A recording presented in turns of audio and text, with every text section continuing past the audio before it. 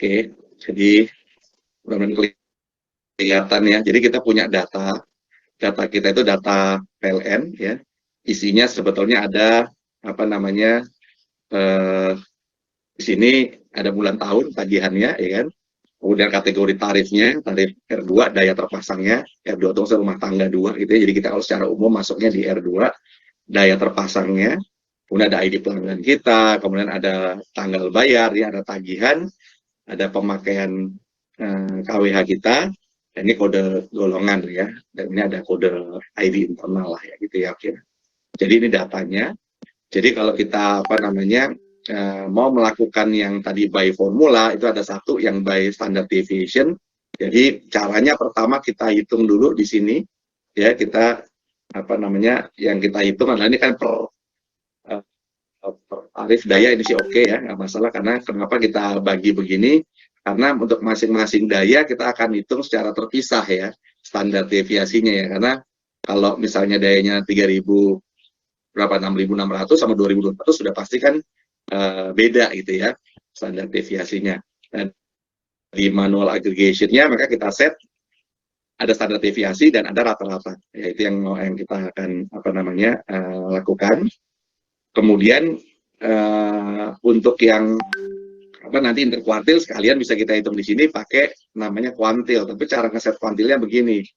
Kita set, jadi pada saat kita sudah pilih ya, jadi misalnya contoh nih saya ambil baru nih ya, misalnya saya ambil RPTAK apa namanya pemakaian KWH di sini, saya pakai pemakaian KWH, saya pilih di sini apa namanya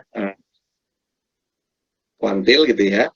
Nah, by default kuantilnya adalah 0,5, artinya dia sama dengan nilai median. Jadi maka kita bisa ganti ini menjadi 0,25 ya contohnya, atau 0,75 untuk kuartil 3-nya gitu ya. Kita bisa pakai cara itu. Nah, kemudian kita hitung, kita sudah punya angkanya. Jadi yang kita dapat di sini apa sih? Angka Q1, Q3 kita dapat, standar deviasi kita sudah hitung, rata-rata ya itu kita juga hitung. Ya ini kemudian mungkin mediannya, yang ini sebenarnya mediannya ya kita juga hitung walaupun nggak pakai di sini. Oke, setelah apa namanya masuk gitu ya datanya gitu ya, kemudian kita tinggal buat rumusnya kan. Rumusnya tadi kan kalau kita standar deviasi adalah rata-rata ya, karena ini kita KWH rata-rata ditambah dengan 3 kali standar deviasi, maka itu adalah maksimum KWH kita ya, di atas itu kita anggap anomali gitu ya. Nah, untuk yang di bawah tentu juga rumusnya mengikuti ya, jadi rata-rata dikurangi 3 kali standar deviasi, itu adalah minimum KWH ya. Nah, next-nya berarti kita tinggal apa namanya tadi kan ini nilainya kan ada nilai standar deviasinya, berarti kita join balik ke tabel awal kita, kemudian di rule engine-nya tinggal dikasih nih. Kalau pemakaian kita lebih dari maksimum itu anomali, kalau pemakaian kita kurang dari minimum itu juga anomali gitu ya. Sisanya oke, kita kasih flag anomali, sehingga based on ini ya kan kita sebetulnya punya data sebagai berikut ya. Jadi udah ketahuan nih sebetulnya kalau kita lihat di paling sebelah kanan itu nanti ada anomali atau tidak gitu ya. Nah, jadi kemudian tinggal kita show aja misalnya dalam bentuk chart ya. Jadi ada yang memang apa namanya merah ini adalah yang anomali ya. Tapi standar tadi batasnya akan berbeda setiap daya. Kebetulan dayanya adanya di sini hanya 5.500 ya, 4.400 dan 3.500 gitu ya. Nah, sisanya apa namanya katanya nggak ada yang 6.600, nggak ada di tarif ini. Nah, kemudian ini kita lihat yang merah-merah ini adalah yang anomalinya gitu ya. Oke, untuk yang interkuartil sama juga, karena tadi kita udah punya interkuartilnya di grup by-nya, maka mat formulanya juga mengikuti rumus aja. Jadi ini yang di sini ini yang saya terangin ini ya, ini sebetulnya adalah Q3, jadi Q3 di apa namanya Q3 dikurangi dengan Q1 itu menjadi interkuartil kan gitu ya. Tadi jarak Q3 dikurangi Q1 itu adalah interkuartil. Nah, kemudian kita hitung maksimum KWH-nya. Rumusnya adalah 1,5 interkuartil, 1,5 interkuartil ditambah dengan Q3 gitu ya. Jadi Q3 tambah 1,5 interkuartil itu jadi batas atas.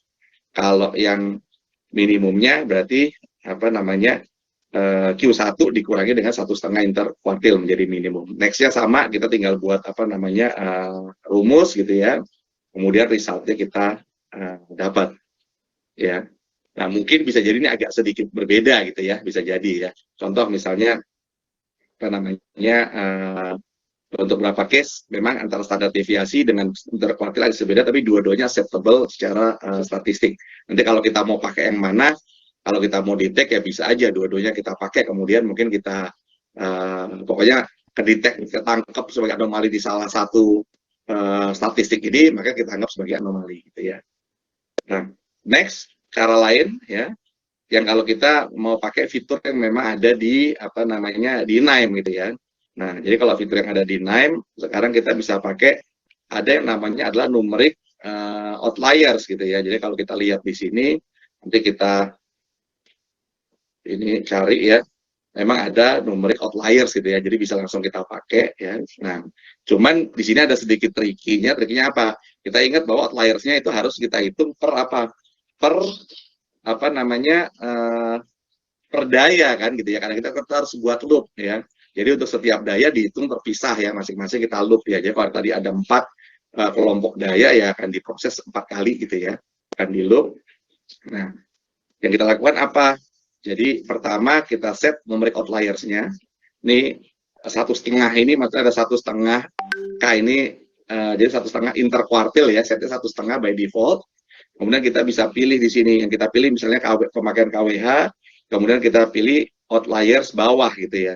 Jadi outliers yang below lower bound, jadi artinya outliers bawah. Nah, yang tidak masuk sini kita buang datanya gitu ya. Jadi kita ambil hanya outliers bawah. Nah, kemudian di situ kita kasih nama. Jadi namanya bisa pakai apa?